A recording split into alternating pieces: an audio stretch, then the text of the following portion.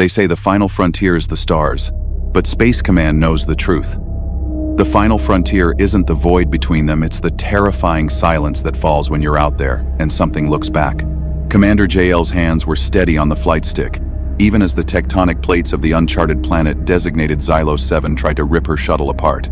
The console's alarms were a symphony of screams, and outside, plasma storms flashed across the orbital rings like the vengeful ghosts of lightning. The planet's crust, a bruised tapestry of red and black, fractured like glass as it bled molten rock.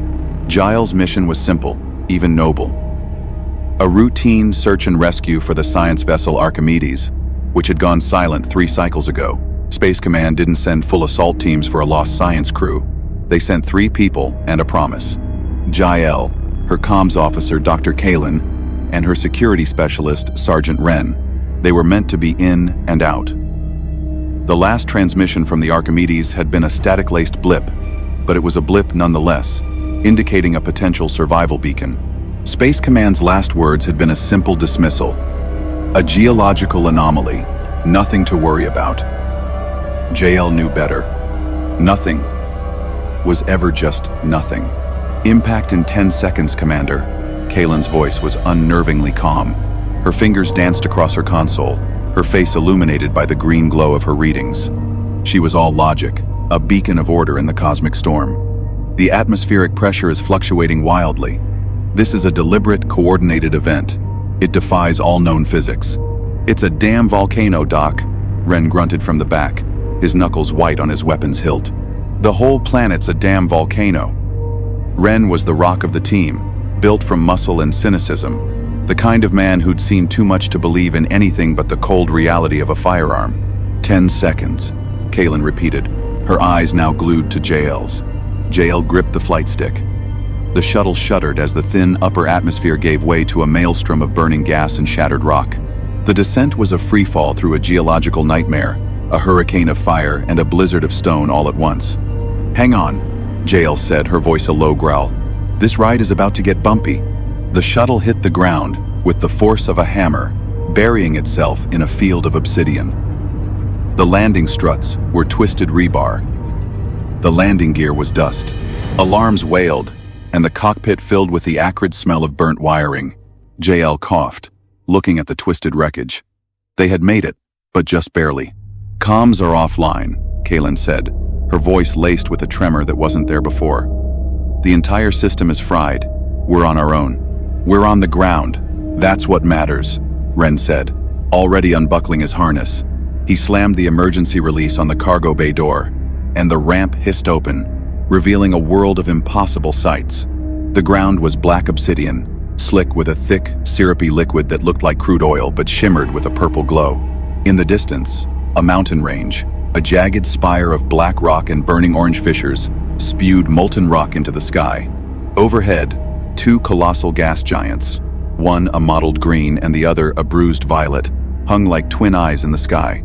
The air was toxic, but their suits held. They were alive. Our objective, JL said, pulling her helmet down, her HUD flickering to life, is the Archimedes. Its last signal came from that valley, 5 kilometers east of here. We find the crew, activate their distress beacon, and try to make it to the emergency rendezvous point. Wren raised an eyebrow. And the rendezvous point, Commander? It's 100 clicks north.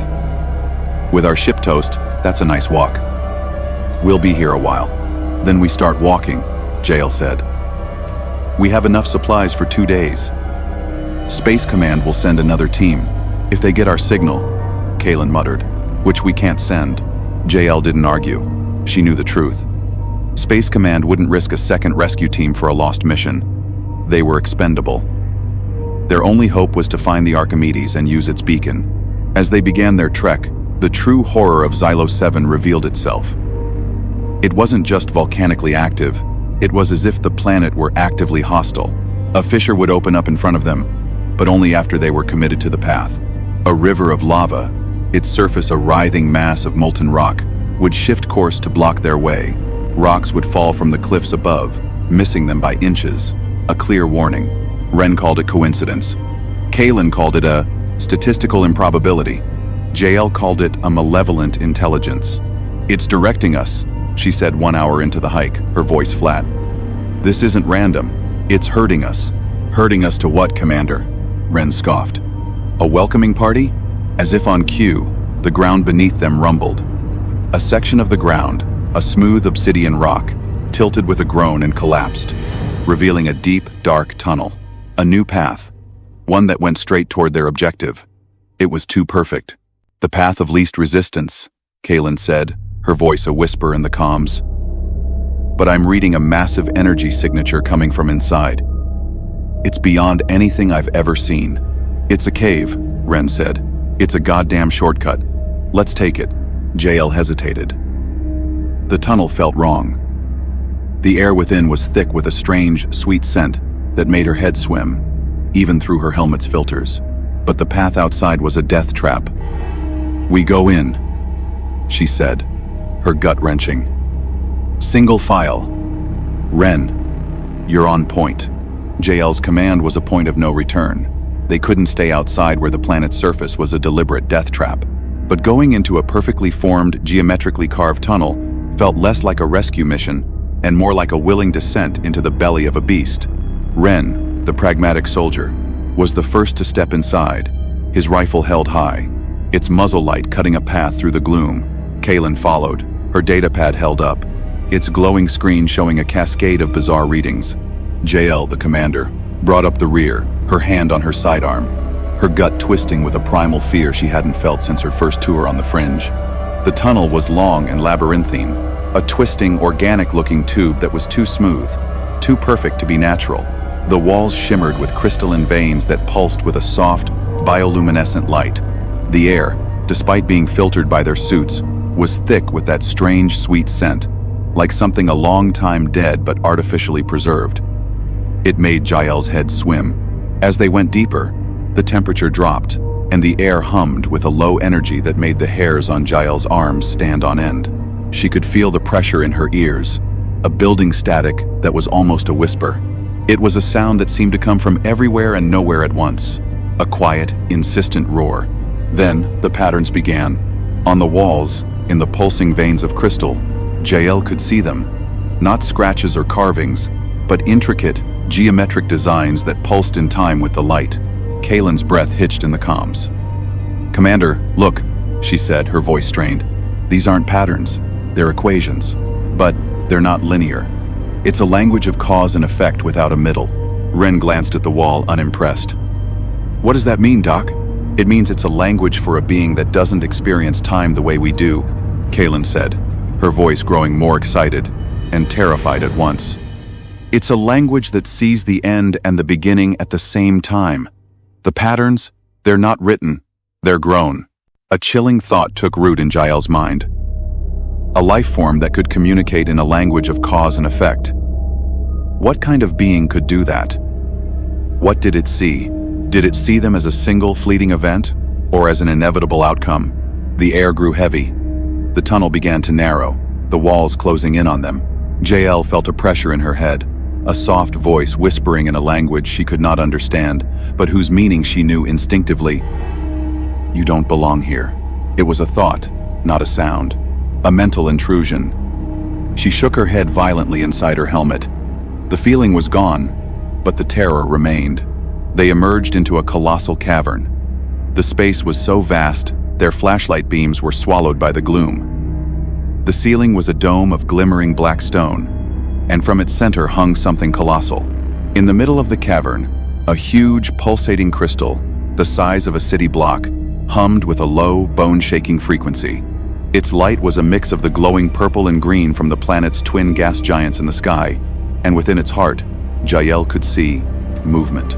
Not living beings, but shifting, impossible shapes that seemed to exist on a different plane of reality, a dance of forms that defied every rule of biology and geometry she had ever known. "The Archimedes," Kaylin said, her voice a strangled sob. "It's here." Buried in the side of the massive crystal, half absorbed by it, was the shattered hull of the science vessel. Its distress beacon was still active, a single, pulsating red light, a desperate beacon in a sea of alien horror. Ren raised his rifle, his pragmatism a shield against the cosmic terror. "We get in. We get the beacon. We get out." "No," Kaylin said, tears streaming down her face.